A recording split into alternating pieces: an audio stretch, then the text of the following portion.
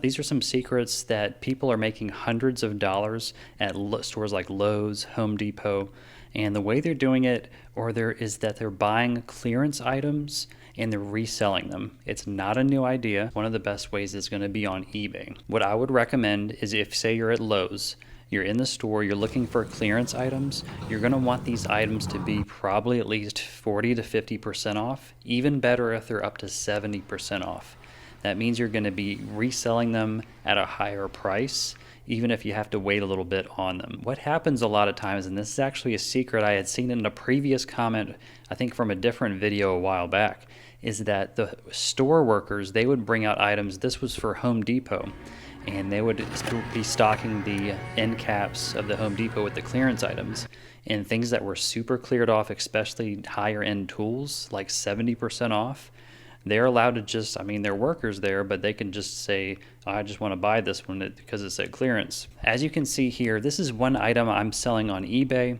This is a jump starter, and you can see the breakdown of the fees here. People on eBay are making thousands and maybe even hundreds of thousands of dollars. And the fees on this item, I think it came out to like $9.80 something cents.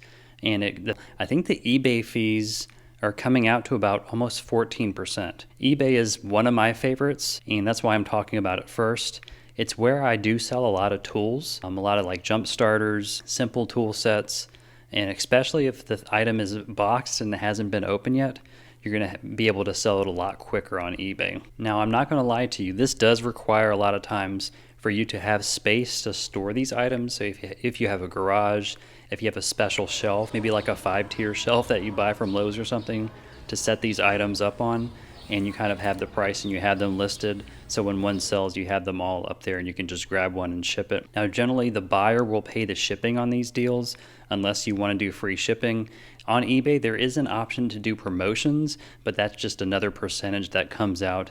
I have had luck with promotions on eBay, but it just depends on if you want that percentage to come out or if you just want to try to have a nice price with free shipping and just try your luck. I've had luck with that as well. Some items that I do find that sell pretty well on eBay are like tools, jump starters, car diagnostic tools, any type of batteries on brands like DeWalt, Milwaukee, as well as, select power tools. Now, this second method that I'm going to talk about is the method where you can get most of your money and bang for your buck here. So say you go to Lowe's or Home Depot, you pick something up. If you're getting something from Home Depot, you can actually go online. They have deals of the day where you can actually save like 50 to 60 to 70% online, and they'll ship it to you for free as well. You actually go to like marketplace websites like Facebook Marketplace, do a yard sale by yourself.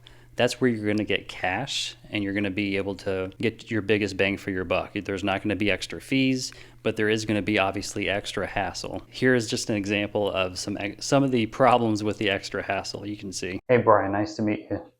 This is that screwdriver set. Yeah, $15 like we agreed on. Yeah, I was wondering if you could take like $2.50 for it maybe? No, I can't do that. We agreed to like $15. I think this thing retails for like, 30 something, so it's over half off. Or well, can you at least ship it? Can you at least ship it to me? You see, what had happened was my wife's boyfriend was over and, he took my money and I just don't have, I'm sorry to hear. Lowest I can do if you got like, I'll give it to you for $10. How about that? $10, lowest I can go. $10, or I'm sure there's someone else that wants to pick it up. Okay, I think I can do $10. I think I can do that. The only thing is, can you hold it for me for like a week and a half? Now, you've seen a few of those problems there. The person cannot show up. A lot of times they'll ask, oh, is this available? Never hear from them again. I know all the problems with that, but at least Facebook Marketplace is a little bit better than Craigslist.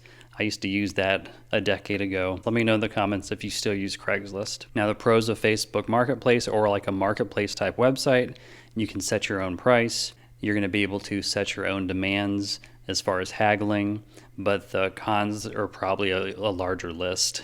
You're going to have to deal with people, set up a time to actually physically meet, watch out for your own protection, especially if you're selling higher end tools. You want to meet at somewhere like a police station or somewhere in public. Now, before I talk about the next site that you can sell at, I want to talk about some tips when you're actually in the store or online to look for deals. One website you can go to is one that I go to a lot. It's called Slick Deals. I think it's slickdeals.com. It shows the best deals that users have found, and they post them up there. And sometimes there's secret type deals where you can actually use coupons. There's tricks to get them. So you can find a lot of deep discounts with those type of deals on that website. Another thing to do, say you're in Lowe's, you're going to find those clearance sections. You can scan a lot of those times. A lot of times I don't have a ton of luck with the clearance section. I'm going to have more luck just kind of going down the regular aisles and finding just standard tools. And a lot of times I'm finding a lot of good deals with like grills, grill items in the off season. I'm sure this spring they're going to be starting to sell a lot of mowers and things like that. Just kind of walking the aisles, looking for closeout specials, things that are like 70% off, 60 to 70% off. You're probably going to get a bang for your buck.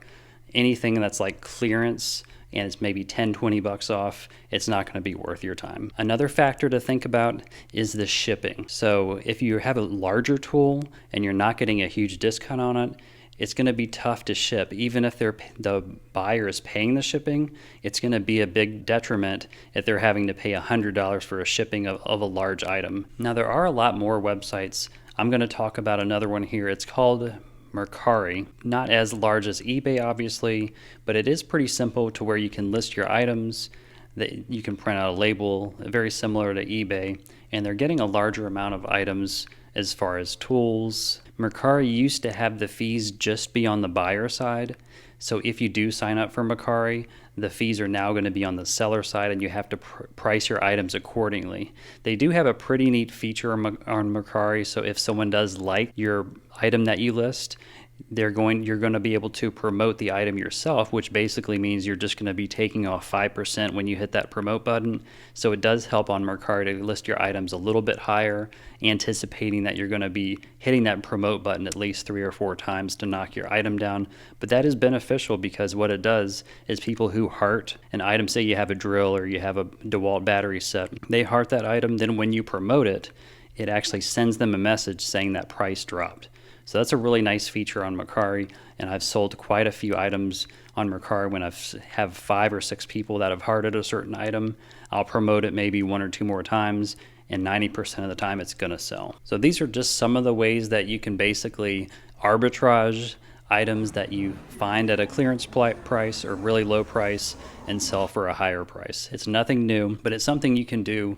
I'm not going to say that you can make thousands. You can make thousands, but you could at least make hundreds doing this on tools. You can do it on other items around your house. Say you get free samples for other items, you can do it on those. But the best items are items that you're going to be getting like tools for 50% off, 60% off. They are pretty rare, but things where you're just getting 20% off and even sometimes 30% off, it's probably not going to be worth your effort to do this. It does help to have a storage area for all these tools and items. A man cave or a garage or even like a little plastic 5-tier storage shelf is really going to be helpful. Guys, if you did find this video helpful, go ahead and leave a comment down below and a like. I really do appreciate it. Thanks so much, guys.